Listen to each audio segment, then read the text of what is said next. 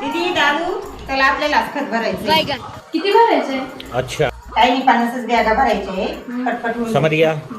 आणि एक बॅग किती विकली जाते ग? 230 रुपयाला.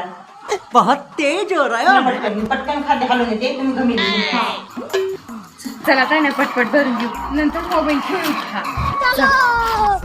का रे दादू मम्मी म्हणत होती आपल्याला 50 बॅगा भरायच्या आपण तर 5 मिनिटात 10 बॅगा पण भरून टाकल्या. अच्छा आणि दादू 230 रुपयाला एक बॅग. मी तर एवढ्या खताची आपल्याला किती रुपये होतील हा ना.